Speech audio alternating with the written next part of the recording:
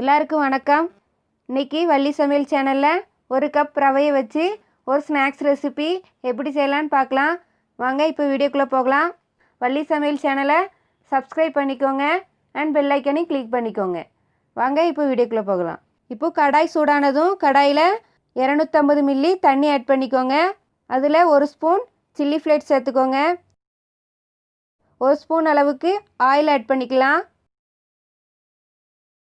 ஒரு ஸ்பூன் சீரகம், இதுக்கு தேவையான அளவு உப்பு ஆட் பண்ணிக்கலாம். தண்ணி நல்லா கொதித்ததும் 200 கிராம் ரவையை ஆட் பண்ணிக்கலாம். இது கூட ஒரு ஸ்பூன் சாப்பாடு அரிசி, அதை மிக்சியில் கொரகொரப்பாக அரைச்சி போட்டுக்கோங்க. இப்போ ரவையை நல்லா கிளறி விட்டு வேக வச்சு எடுத்துக்கலாம்.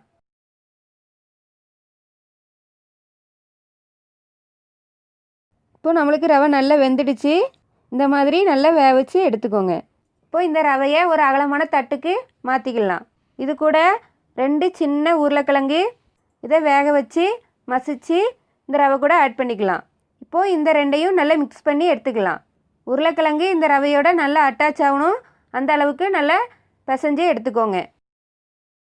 இது கூட ஒரு ஸ்பூன் அளவுக்கு கார்ன்ஃப்ளவர் மாவு ஆட் பண்ணிக்கோங்க.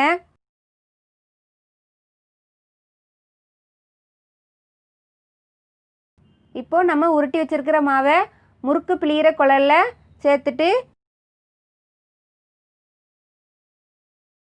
இந்த மாதிரி நீளமாக எடுத்து கட் பண்ணிவிட்டு எண்ணெய் காஞ்சதும் எண்ணெயில் போட்டு எடுத்துக்கலாம்.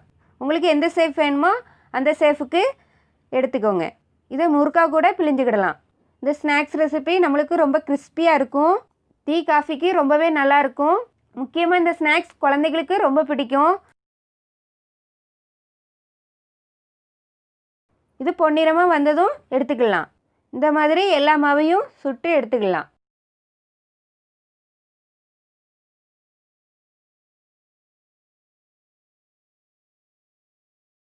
இப்போ நம்மளுக்கு நல்ல கிறிஸ்பியான ஸ்நாக்ஸ் ரெசிபி ரெடி ஆகிடுச்சு.